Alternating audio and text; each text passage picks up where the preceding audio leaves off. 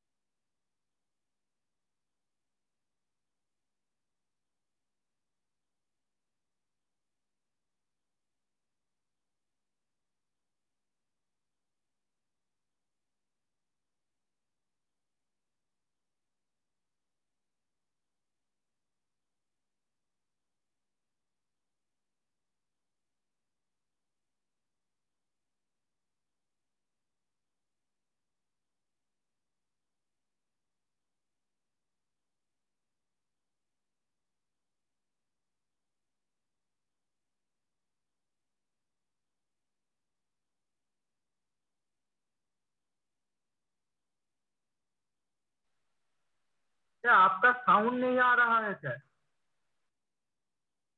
Yes sir. Sir आपका sound नहीं आ रहा है।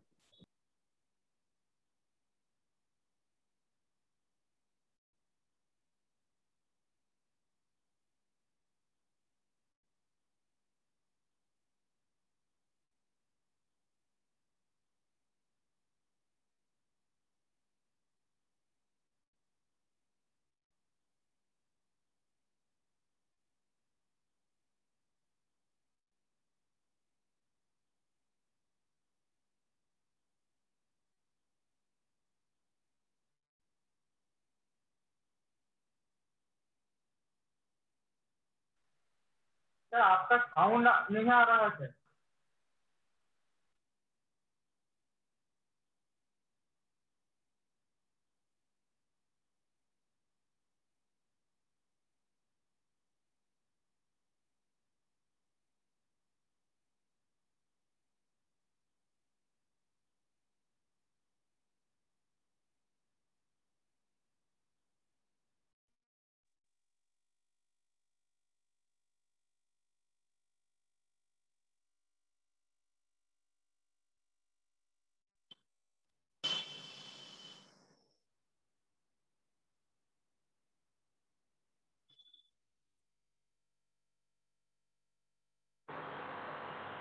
साउंड आ रहा है? हाँ सर आ रहा है। हाँ सर, हाँ सर, अब आया। ओ चलो, ये लिखो सर जल्दी से।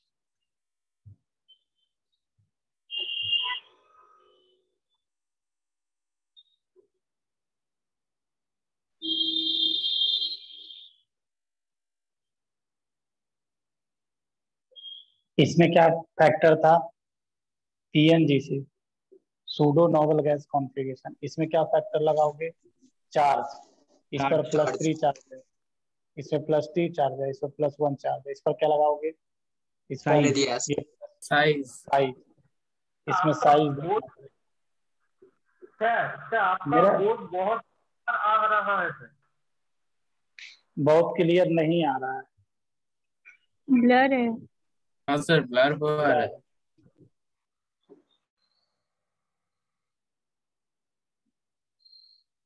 सर, आपका नेटवर्क भी योलो दिखा रहा है, मतलब बहुत वीक नेटवर्क।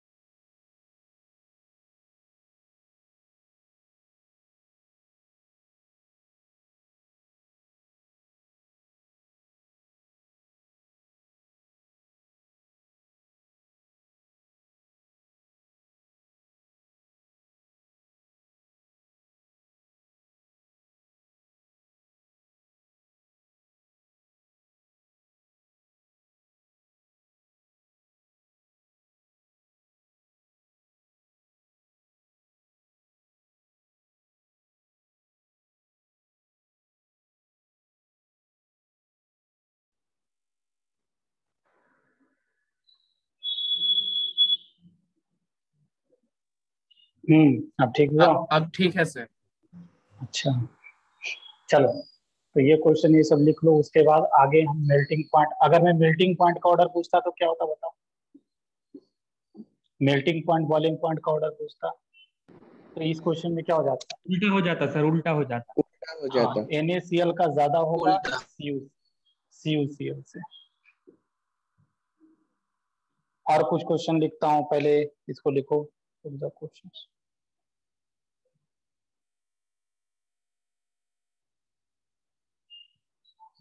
सर बोर्ड चला गया। अरे रुक जाओ, क्वेश्चंस तो याद नहीं रहता है ना, क्वेश्चन देखना पड़ेगा ना। अच्छा ओके सर।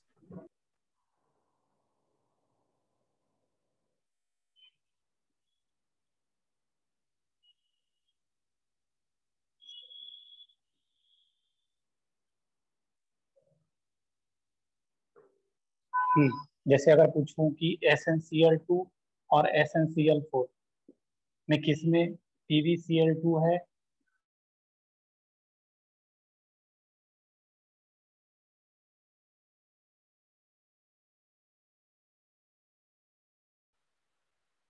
क्या आपका वीडियो से सर हट आपका गया? वीडियो फ्रीज हो गया सर। वीडियो चला गया। कैरेक्टर किसमें SnCl2 SnCl4 में? सर फिर से बताइए, आपका वीडियो स्टॉप हो गया था। सर आपका वीडियो स्टॉप हो गया था, और एक बार बताएंगे?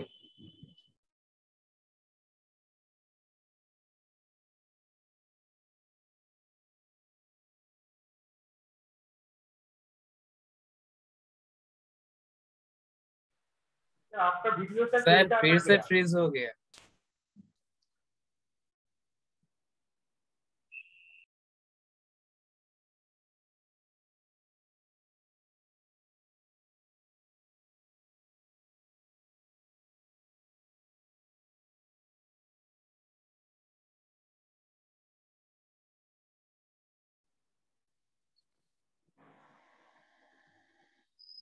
हाँ, मैं बोल रहा हूँ कि SnCl2 SnCl4 में किसमें होगा ज्यादा?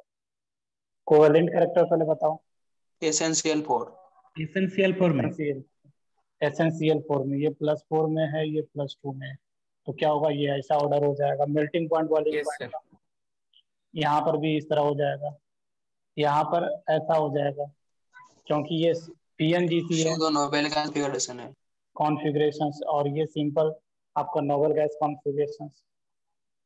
तो अगर इसमें कोवेलेंट कैरेक्टर ज्यादा है तो इसमें आयनिक कैरेक्टर ज्यादा है, तो मेल्टिंग पॉइंट बॉइलिंग पॉइंट ज्यादा होगा।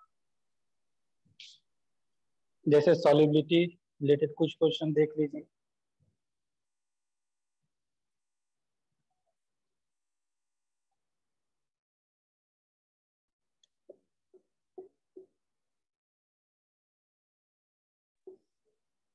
अगर ये FeOH होल 2 है और ये FeOH होल 3 है, तो कौन ज्यादा सॉल्युबल होगा बताओ? देखो, ये +2 वाला सर है, ये +3 FeOH2 वाला है, इसमें कोवेलेंट कैरेक्टर ये ज्यादा सॉल्युबल होगा। This one will be more soluble. उसके बाद देखो एक क्वेश्चन और दे,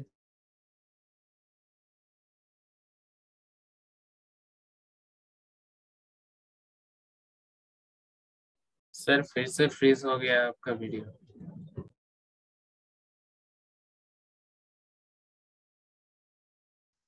और AG इसमें ये बताओ, AgS में इसमें कौन ज्यादा सॉल्युबल होगा? Ag2।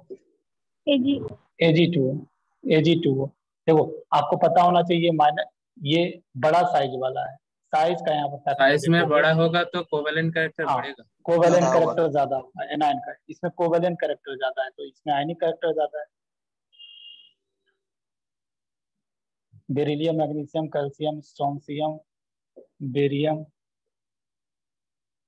सबसे ज्यादा आयनिक कैरेक्टर इसी, सबसे ज्यादा कोवेलेंट कैरेक्टर इसमें होगा, सबसे कम क्योंकि होगा। केटाइन छोटा है, तो आयनिक कैरेक्टर यहाँ पर ऐसा ऑर्डर हो जाएगा। सॉलिडिटी का ये सबसे ज्यादा सॉल्युबल है। लिथियम का मोस्ट ऑफ द कंपाउंड जो होता है ना, कोवेलेंट कैरेक्टर्स के होते हैं। बेरिलियम और बेरिलियम बेरिलियम और लिथियम के मोस्ट ऑफ कंपाउंड क्या होते हैं, कोवेलेंट नेचर के होते सर हैं। आपका क्यों? वीडियो क्योंकि फॉजन आपका वीडियो सर फिर से अटक गया सर। फिर से अटक गया। सर हमारा चल रहा है। नहीं सर ठीक है अभी, बट ब्लर होके चल रहा है। अच्छा, ब्लर। बारिश ना इधर 2 दिन से लगातार बारिश हो रही है, तो इसलिए ऐसा मतलब नेटवर्क इशू आ रहा है।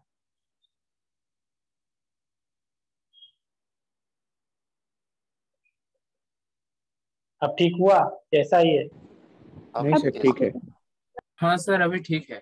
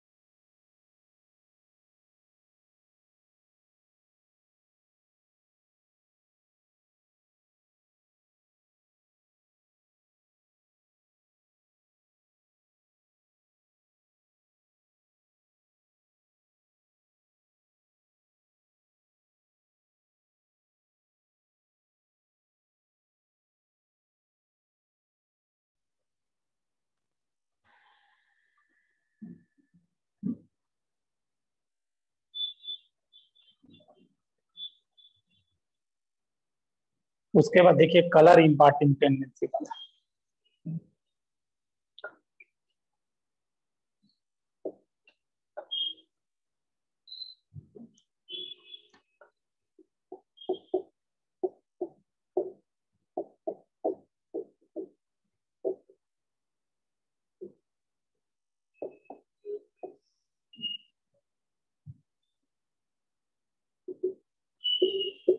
ये जो AgF होते हैं ना, ये सॉल्युबल होते हैं पानी में ना, सॉल्युबल होते हैं। AgF हो गया, AgCl हो गया, AgBr हो गया और AgI हो गया। तो ये जो इसका आपको पता होना चाहिए कि व्हाइट पीपीटी के फॉर्म होते हैं। व्हाइट पीपीटी ये जो होता है ना, लाइट येलो पीपीटी इसका मिलता है। अगर पानी में डालोगे तो लाइट येलो पीपीटी, और ये जो होगा ना डार्क येलो पीपीटी। अब ऐसा क्यों होता है, अभी इसको समझिए। यहाँ पर देखिए, यहाँ पर देखोगे, इधर से इधर जाओगे तो आयोडीन का बड़ा साइज है, आयोडीन का बड़ा साइज है। यहाँ पर आओगे तो फ्लोरीन का छोटा साइज। तो यहाँ पर आयोडीन का बड़ा साइज होने के कारण से क्या हो गया, इसका डिफॉर्मेशन ज्यादा होगा। वो वाले आयोडीन का डिफॉर्मेशन ज्यादा होगा। अगर ज्यादा, due to bigger size of iodine there will be more deformations of electron cloud. अगर इलेक्ट्रॉन क्लाउड का डिफॉर्मेशन बहुत ज्यादा होगा तो क्या होता है, इलेक्ट्रॉन का एक्साइटमेंट बहुत इजियर हो जाता है। और अगर इलेक्ट्रॉन का एक्साइटमेंट इजियर होगा तो क्या होगा, ये कलर्ड शो कर रहा है, देख रहा है, येलो कलर शो कर रहा है। तो और अगर देखोगे AgI में, ध्यान रखना, जैसे कलर शो करने का तीन चार रीजन होता है। कलर शो करने के लिए अनपेयर्ड इलेक्ट्रॉन का होना जरूरी है। तो यहाँ पर देखोगे अनपेयर्ड इलेक्ट्रॉन नहीं है, इसमें अनपेयर्ड इलेक्ट्रॉन नहीं है, और इसके अंदर अनपेयर्ड इलेक्ट्रॉन नहीं है, तब पर भी ये कंपाउंड कलर एग्जिबिट कर रहा है। This compound is exhibiting colour. क्यों? क्योंकि due to the bigger size of iodine there is much deformations of electron cloud of this anion by cation, so excitement of electron get easier। इसलिए इस case में क्या हो रहा है ना, कलर दिखाई दे रहा है, बहुत ज्यादा डार्क येलो कलर दिखाई दे रहा है। एक चीज और ध्यान रखना कि किसी भी आयनिक कंपाउंड, किसी भी कंपाउंड में अगर आपका आयनिक कैरेक्टर्स, अगर आपका आयनिक कैरेक्टर 20% से कम हो जाता है, अगर आयनिक कैरेक्टर 20% से कम हो गया मतलब कोवेलेंट कैरेक्टर 80% से ज्यादा हो गया, तो कंपाउंड जो होता है ना कलर्ड होता है, उसके अंदर इलेक्ट्रॉन रहे, अनपेयर्ड इलेक्ट्रॉन रहे या नहीं रहे। तो ये लिखने के बाद लिख लीजिएगा, इसमें लिख लीजिएगा due to the bigger size of iodine, due to bigger size of iodine, bigger size of iodine, comma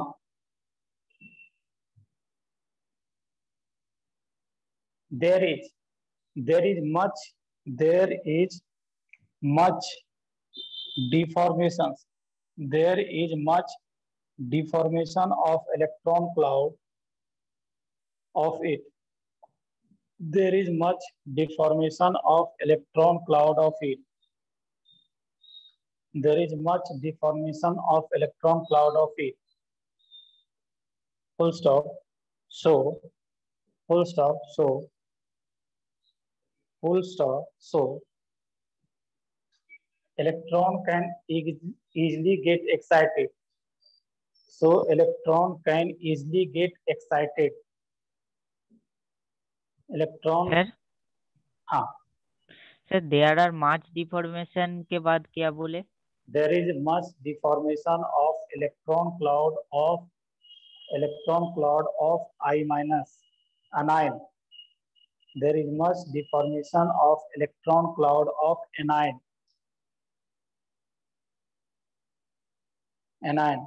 Full stop. So electron can easily get excited.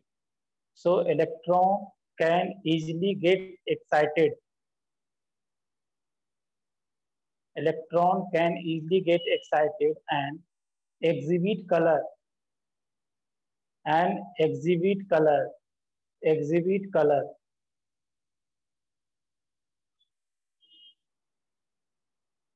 Exhibit color. तो ये ध्यान रखना है, इसमें बहुत ज्यादा पोलराइजेशन होने के कारण ये कलर्ड होता है, बहुत ज्यादा इसमें कलर्ड का इंटेंसिटी बहुत ज्यादा होता है, कलर्ड का इंटेंसिटी बहुत ज्यादा होता है इसमें, ड्यू टू फजन्स रूल इसमें पोलराइजेशन ज्यादा हो। चलो उसके बाद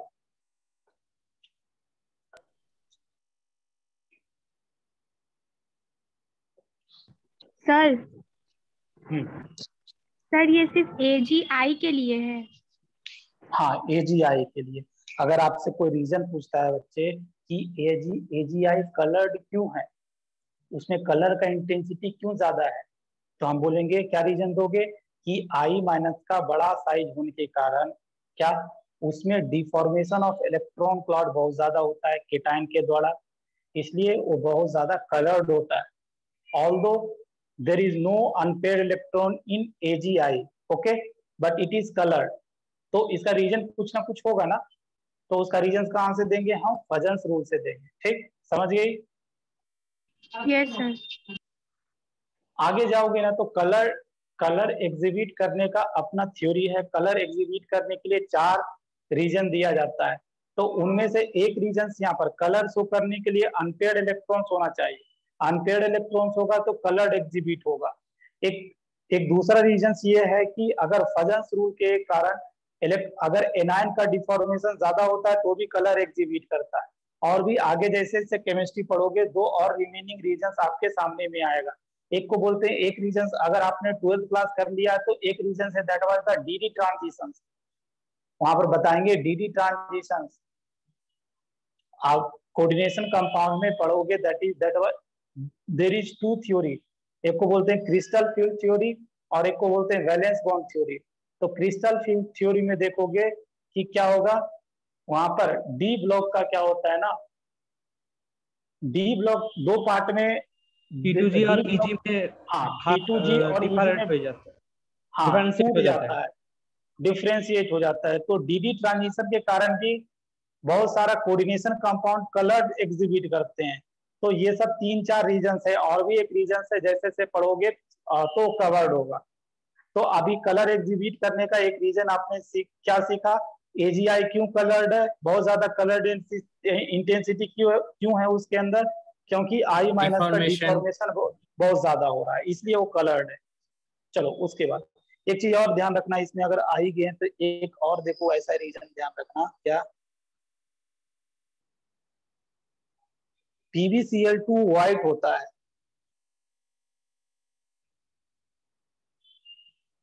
ध्यान रखिएगा, PbCl2 व्हाइट होता है और PbI2 ये येलो कलर का होता है, येलो कलर ना, हाँ येलो कलर का होता है। ऐसा क्यों? इसका रीजन आपसे पूछे तो क्या बोलोगे? यहाँ पर भी वही रीजन दोगे, इसका येलो कलर है मतलब I माइनस का कोवैलेंट डिफॉर्मेशन कैरेक्टर ज्यादा है। हाँ I माइनस का डिफॉर्मेशन ज्यादा हो रहा होगा, इसलिए ये येलो कलर का है और ये व्हाइट कलर का है। उसके बाद नेक्स्ट हेडिंग दीजिएगा, that is covalent compound. Covalent compound, ionic compound को हम लोगों ने डिस्कस कर डाला, उसके बाद कोवैलेंट कंपाउंड पर हम लोग आते हैं। तो कोवैलेंट कंपाउंड क्या होते हैं, इसका डेफिनेशन पहले लिखिए। कोवैलेंट कंपाउंड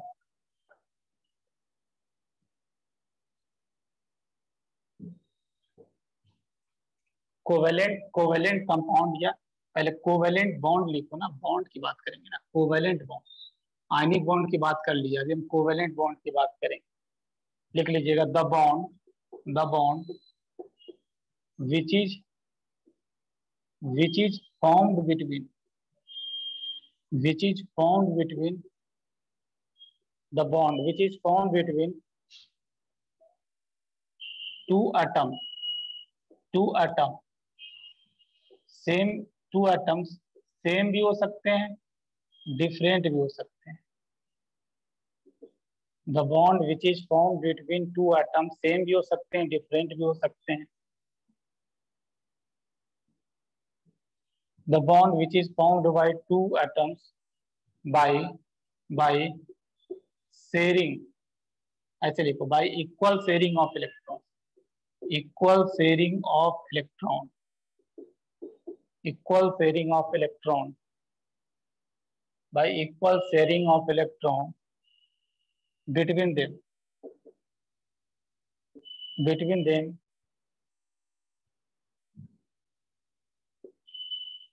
तो कोवैलेंट बॉन्ड, ये ध्यान रखिएगा, जैसे हम बताए थे कि आयनिक बॉन्ड मेनली क्या मेटल और नॉन मेटल के बीच बनता था, आयनिक बॉन्ड, याद करो बताया था। हाँ सर। कोवैलेंट बॉन्ड ना मेनली दो नॉन मेटल के बीच दो बनेगा। नॉन मेटल के बीच, हाँ, दो नॉन मेटल के बीच क्या होगा, मेनली देखोगे कि कोवैलेंट बॉन्ड बनेगा। तो ये ध्यान रखिएगा, मतलब ये जो दो एटम्स होगा ना, दोनों मोस्टली नॉन मेटल्स ही होगा, दोनों मोस्टली क्या होगा, नॉन मेटल्स ही होगा। Yes sir. उसके बाद ध्यान रखना, ये types of ionic bond, types of covalent bond का टाइप्स, ये 3 तरह का होता है। तो पहला तो आप जानते हो सिंगल कोवैलेंट बॉन्ड, इसमें क्या होगा, शेयरिंग ऑफ 2 इलेक्ट्रॉन्स होगा, 2 इलेक्ट्रॉन का शेयरिंग होगा। जैसे एग्जांपल H2 में देखोगे तो क्या होगा, हाइड्रोजन, आपको पता है कि हाइड्रोजन अपना डुप्लेट पूरा करता है, एक इलेक्ट्रॉन का शेयरिंग किया दोनों, तो कोई इस तरह से, इसके पास एक इलेक्ट्रॉन था, इस इलेक्ट्रॉन का शेयरिंग किया, ये भी इस इलेक्ट्रॉन के साथ शेयरिंग किया, मतलब इसको चाहेंगे तो इस तरह से भी दिखाया जाता है। हाइड्रोजन हमेशा अपना डुप्लेट पूरा करता है। जैसे यहाँ पर देखो HCl के बीच भी बॉन्डिंग है, हाइड्रोजन है, क्लोरीन के वैलेंस शेल्स में 7 इलेक्ट्रॉन्स होते हैं, हाइड्रोजन के वैलेंस शेल्स में 1 इलेक्ट्रॉन्स होते हैं। तो एक इलेक्ट्रॉन का शेयरिंग करेगा, इसको 2 इलेक्ट्रॉन चाहिए, इसको टोटल 8 इलेक्ट्रॉन चाहिए, ऐसे करके शेयरिंग कर लिया। आप चाहो तो इसको इस तरह से भी दिखा सकते हो। तो यहाँ पर सिंगल कोवैलेंट में क्या होगा, 2 इलेक्ट्रॉन का शेयरिंग होता है, एक एटम का एक इलेक्ट्रॉन दूसरे एटम का एक इलेक्ट्रॉन मिलकर दोनों क्या करेगा, शेयर्ड करेगा। इसी तरह देखो दैट इज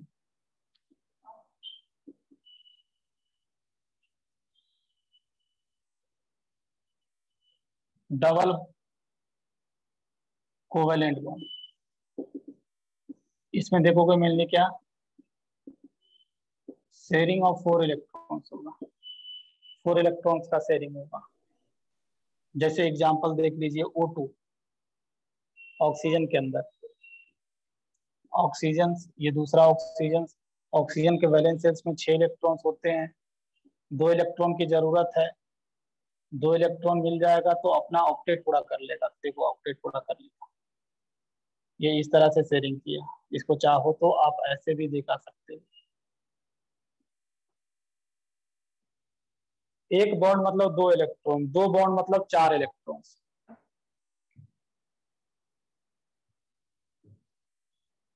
एक तीसरा होता है ट्रिपल। सर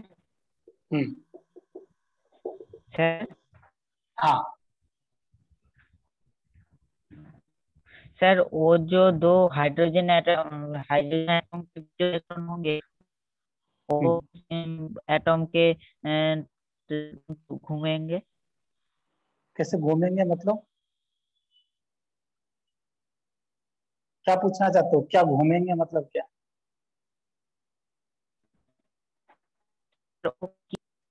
मूव करेंगे। क्या मूव करेंगे यार बोल रहे हो, बॉन्ड बनाएंगे कि मूव करेंगे? जो हाँ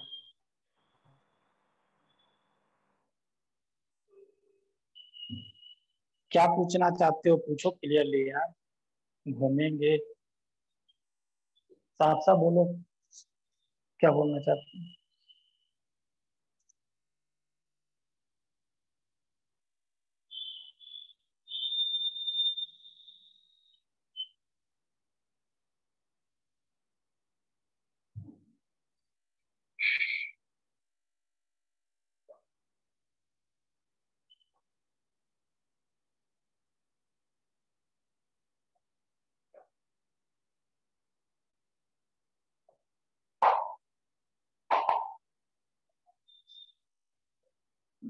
क्या सुनाई दे रहा है?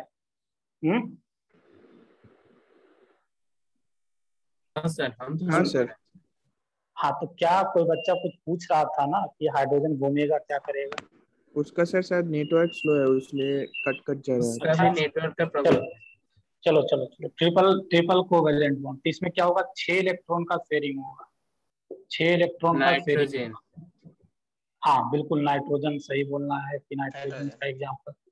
नाइट्रोजन के वैलेंस शेल्स में कितने होते हैं, 5 इलेक्ट्रॉन होते हैं, 3 इलेक्ट्रॉन की जरूरत है, 3 इलेक्ट्रॉन की जरूरत है इसको। तो ये क्या करेगा, ऐसे शेयरिंग कर लेगा, ये इस तरह से शेयरिंग कर लेगा। Nitrogen triple bond nitrogen. जो इलेक्ट्रॉन्स बॉन्डिंग पार्टिसिपेट नहीं करता है उसको लोन पेयर बोलते हैं, अनशेयर्ड इलेक्ट्रॉन बोलते हैं। फिर बोलेंगे, हाँ बिल्कुल बिल्कुल, इथाइन का भी एग्जांपल ले लेता हूँ, CH, इसमें भी देख लो, इसको हम इथाइन बोलते हैं, या इसका दूसरा नाम क्या है कोई बताएगा? इसको इथाइन के अलावा क्या बोलते हैं, कॉमन नेम इसका? एसिटिलीन। हाँ एसिटिलीन। एसिटिलीन, एसिटिलीन भी बोलते हैं इसको, एसिटिलीन। तो इसके अंदर देख रहे हो 6 इलेक्ट्रॉन का शेयरिंग है या ट्रिपल बॉन्ड है।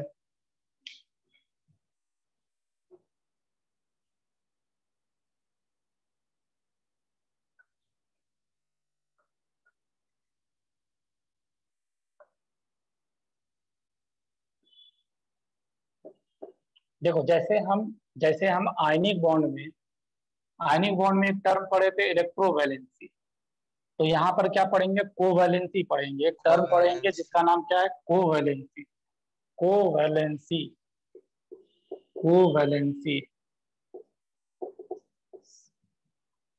कोवैलेंसी क्या है, देखो एक एटम, ऐसे बोल लेते हैं, एक डेफिनेशन ऐसे हो सकता है कि एक एटम किसी कंपाउंड में कितना बॉन्ड बनाता है वही कोवैलेंसी है। जैसे इलेक्ट्रोवैलेंसी क्या था, एक एटम कितना इलेक्ट्रॉन लूज कर रहा है या गेन कर रहा है, दैट इज द इलेक्ट्रोवैलेंसी। था ना। हाँ सर। तो इसी तरह कोवेलेंसी क्या है, एक एटम एक कंपाउंड में कितना बॉन्ड बना रहा है, that will be it's covalency.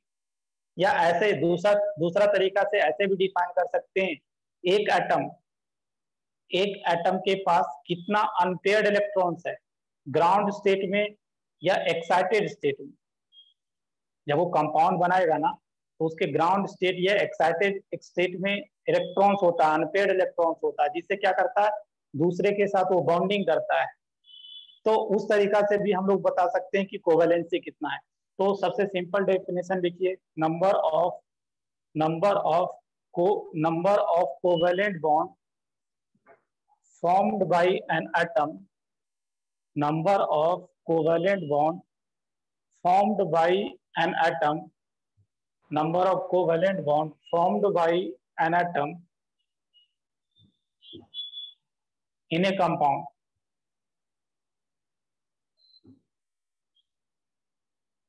In a compound, okay. और या दूसरा डेफिनेशन लिख लो, number of unpaired electron, number of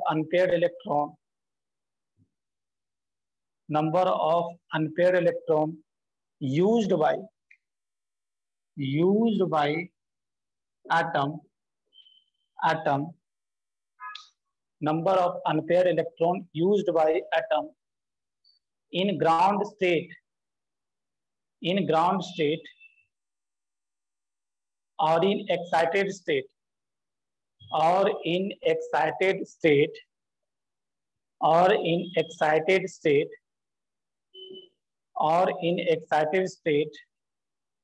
to form covalent bond in a compound,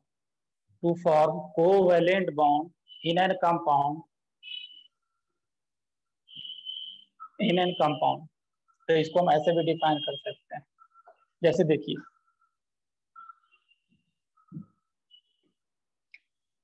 हम सबसे पहले सेकेंड P2 मतलब सेकेंड पीरियड का कोवेलेंसी देखेंगे।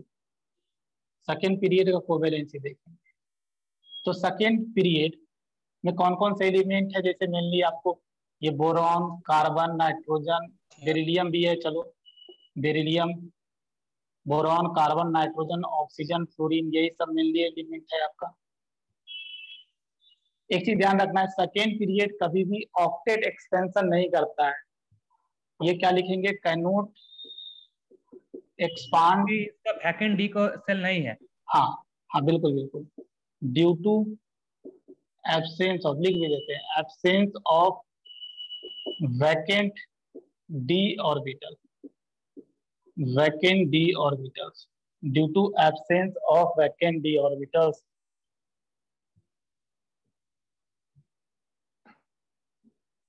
Due to absence of vacant d orbitals.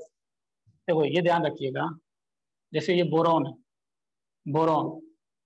Boron का जो मेनली कोवेलेंसी देखा गया है 3 देखा गया है और 4, मैक्सिमम इसका 4 होगा, मैक्सिमम 4 होगा।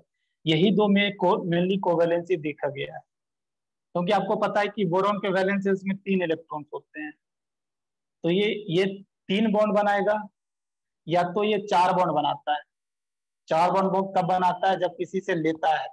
जैसे इसका कंपाउंड बोलूं, एक तो BH, चलो BH लिख लेता हूँ, BF3 में क्या देखोगे, ये 3 बॉन्ड बनाएगा। BF3 का अगर कोई स्ट्रक्चर जानता होगा तो ऐसा होता है,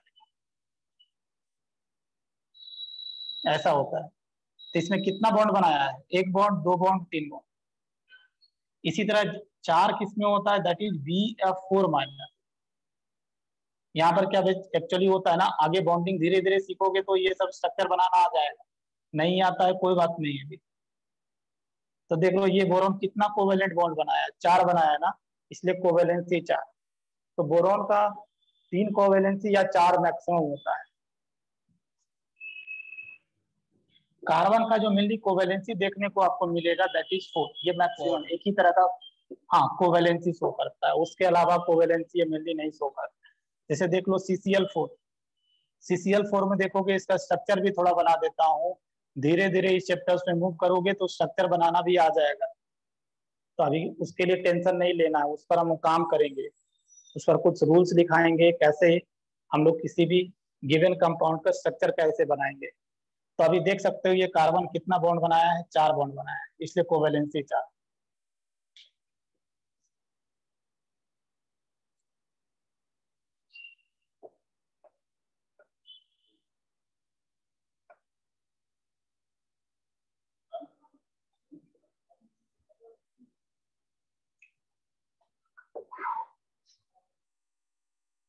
नाइट्रोजन, नाइट्रोजन मेनली कोवेलेंसी जो ना 300 करता है या 400 करता है मैक्सिमम। कहाँ 3? तो अमोनिया के अंदर देखोगे 300 करेगा कोवेलेंसी। अमोनियम आयन के देखोगे क्या ये 400 करते हैं। स्ट्रक्चर बना देता हूं, ये लोन पेयर है इसके ऊपर, अमोनियम आयन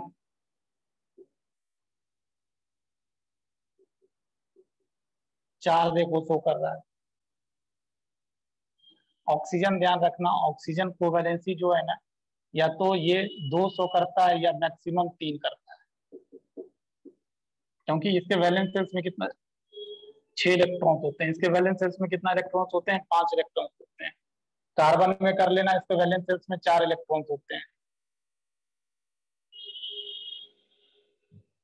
देखो ये 2 कब शो करेगा, जब वाटर में देखो, वाटर में देखो ये 2 शो करता है। 2 लोन पेयर है इसके पास। तीसरा है H3O+ में, देख लो यहाँ पर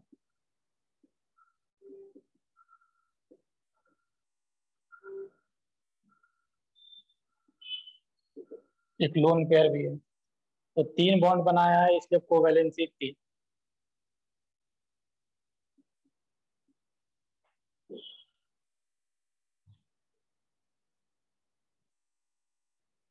फ्लोरीन का कोवेलेंसी ना एक ही होता है 1, इसके अलावा कोवेलेंसी ये नहीं शो करता, ये मैक्सिमम है इसका 1। कब?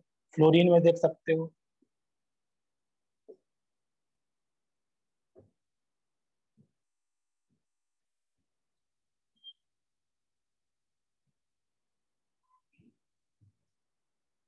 एक चीज ध्यान रखना, बेरिलियम का कोवेलेंसी या तो 2 होगा या तो मैक्सिमम 4 होता है।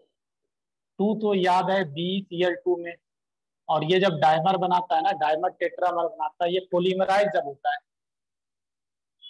ऑन पॉलीमराइजेशन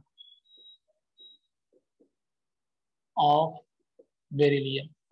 बेरिलियम जब पॉलीमराइज होता है, पॉलीमराइजेशन ऑफ BeCl2, तो उसमें कोवेलेंसी 4 देखने को भी मिलेगा।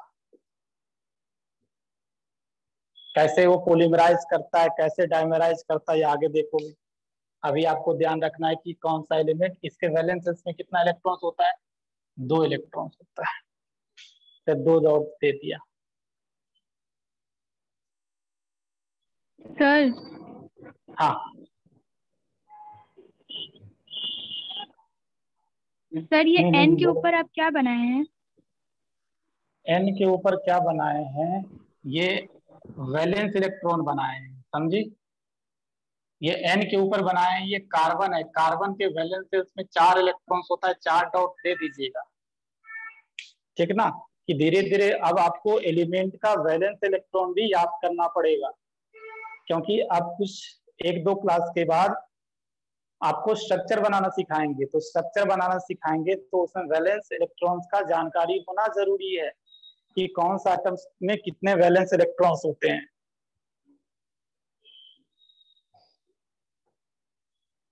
चलो हो गया। उसके बाद मतलब सेकेंड पीरियड वाले मैक्सिमम कितना कोवेलेंसी बना सकते हैं, बताओ। मैक्सिमम कोवेलेंसी कितना बना सकते हैं? 4। क्योंकि ये ऑक्टेट एक्सपांड कर ही नहीं सकते हैं, तो कोवेलेंसी ज्यादा बनाएंगे नहीं। देखो third period and higher period की बात कर लेते हैं। इसका ध्यान रखना, ऐसा कोवेलेंसी 4 से ज्यादा होता है। कोवेलेंसी देखो ऐसे लिखते हैं, इसका कोवेलेंसी ना 4 से ज्यादा हो सकता है, ऐसा लिखता हूं ना।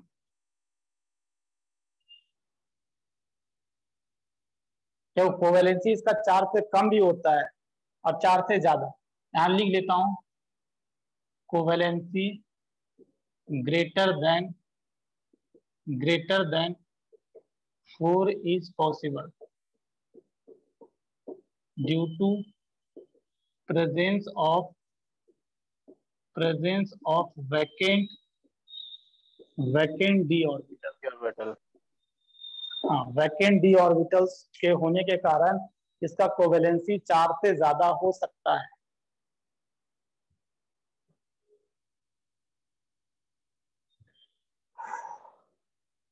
देखो जैसे कुछ एलिमेंट के बारे में बता रहा हूँ, उसको ध्यान रखना जरूरी है। रुक जाइए, कुछ एलिमेंट लेता हूँ।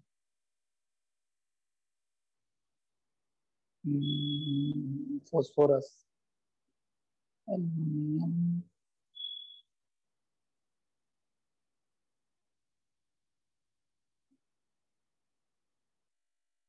देखो एक एलिमेंट एल्युमिनियम ले रहा हूँ।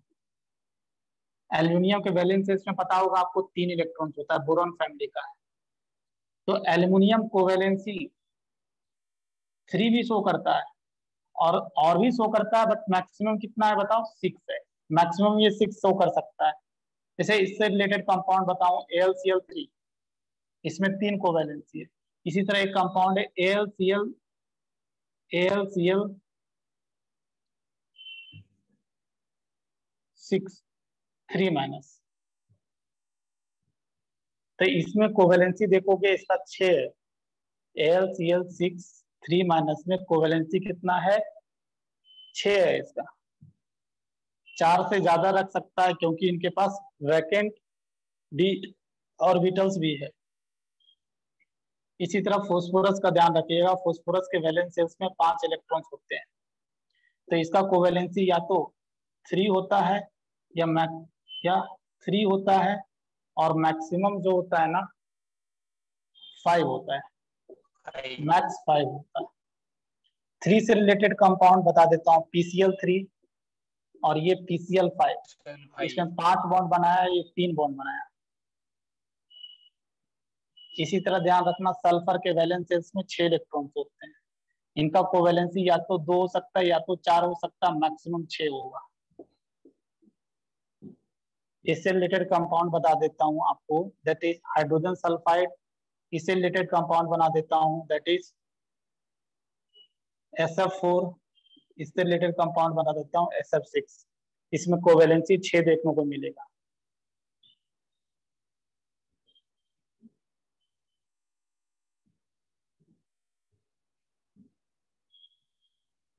इसी तरह ध्यान रखना, क्लोरीन के वैलेंस शेल्स में 7 इलेक्ट्रॉन्स होते हैं।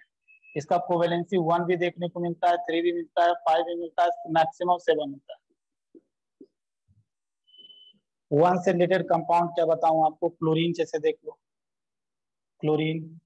3 से रिलेटेड कंपाउंड ClF3। 5 से रिलेटेड कंपाउंड ClF5 और ClF7।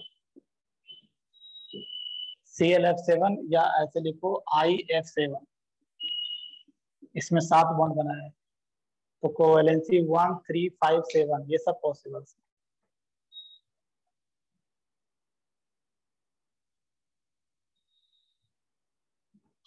कोवेलेंसी मतलब कितना बॉन्ड बनाया है, वो एलिमेंट उस कंपाउंड में कितना बॉन्ड बनाया है। और उसके अंदर जाएंगे तो mainly unpaired electrons are used for the bond formation. और उसके अंदर जाएंगे तो बताऊंगा कि ऑर्बिटल्स के ओवरलैप से बॉन्ड बनते हैं। ऑर्बिटल्स में जो अनपेयर्ड इलेक्ट्रॉन्स होगा ना, दूसरे एटम्स के ऑर्बिटल्स के अंदर जो अनपेयर्ड इलेक्ट्रॉन्स होता है, दोनों एक दूसरे से ओवरलैपिंग करते हैं, तब जाकर कोवेलेंट बॉन्ड बनता है।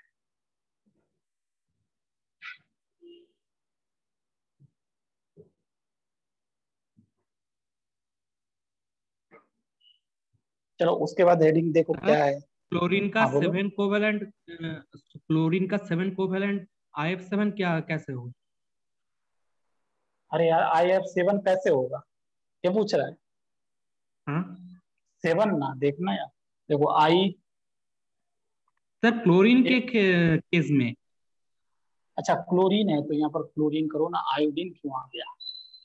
हाँ सर वही बताए। हाँ उस IF7 में आयोडीन का सेवन हो जाएगा।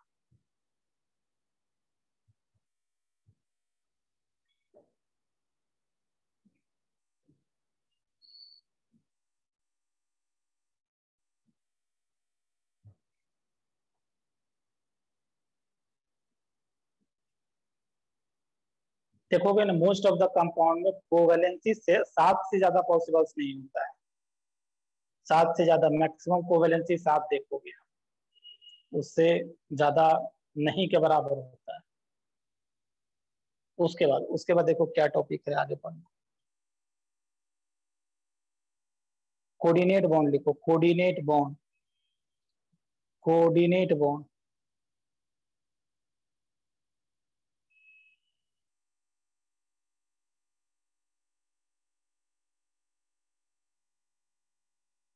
कोऑर्डिनेट बॉन्ड लिख लीजिए, कोऑर्डिनेट बॉन्ड, कोऑर्डिनेट बॉन्ड लिख लीजिए। It is special kind of bond, it is special kind of covalent bond, it is a special kind of covalent bond, it is a special kind of covalent bond where both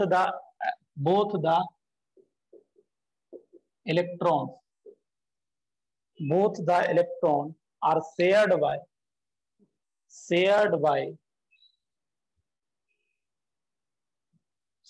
by one atom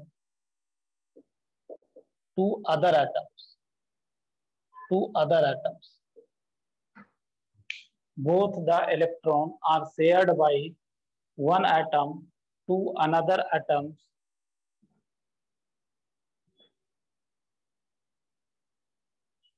ठीक, तो उसको हम coordinate bond बोलते हैं। तो देखो एक चीज ध्यान रखना, कोऑर्डिनेट बॉन्ड में जो इलेक्ट्रॉन देगा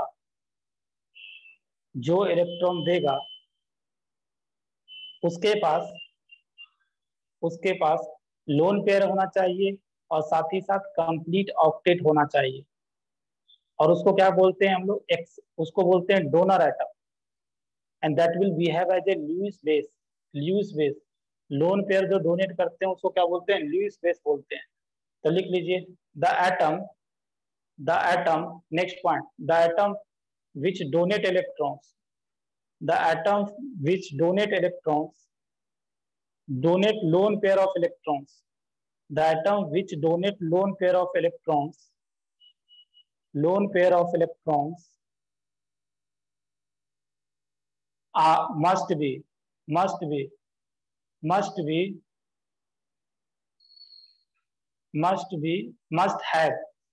must have complete octet, and pair of electrons, must have complete octet and lone pair of electron या pair of electrons, must have lone pair of electrons and complete octet,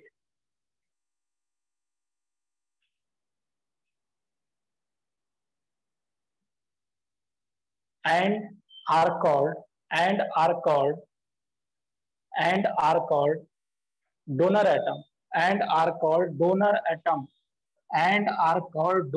atom। Bracket में लिख लीजिएगा क्या, Lewis base.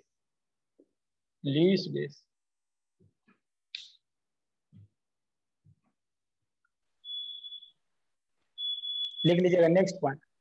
Done sir. हाँ लिखिए, the atom which accept pair of electron, the atom which accept pair of electron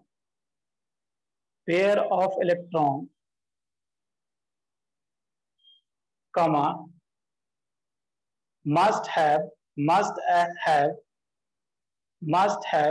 vacant orbitals, must have vacant orbitals, must have vacant orbitals to accept pair of electron, to accept pair of electron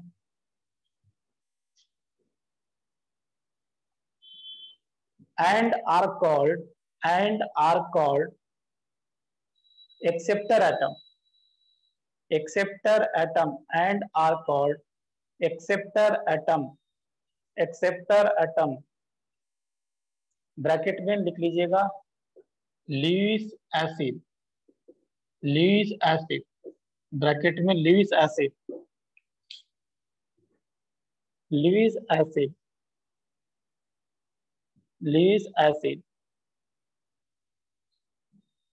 उसको Lewis acid बोलते हैं। तो चलो आज के लिए मैं यहीं पर रोक रहा हूँ इसको, इसके बाद मैं आगे और कंटिन्यू करूंगा।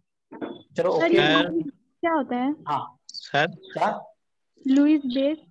हाँ लुईस बेस जो होता है ना, लोन पेयर, ऐसा एटम जिसके पास लोन पेयर डोनेट करता है उसको लुईस बेस बोलते हैं। जैसे अमोनिया ना, इसके पास पेयर ऑफ इलेक्ट्रॉन्स है तो ये एक लुईस बेस है। जैसे वाटर के पास पेयर ऑफ इलेक्ट्रॉन्स है तो ये दूसरे को डोनेट करेगा तो इसको हम लुईस बेस बोलेंगे, ठीक। और लुईस एसिड जैसे क्या, जैसे देखोगे BF3, इसके पास टोटल 6 इलेक्ट्रॉन्स है।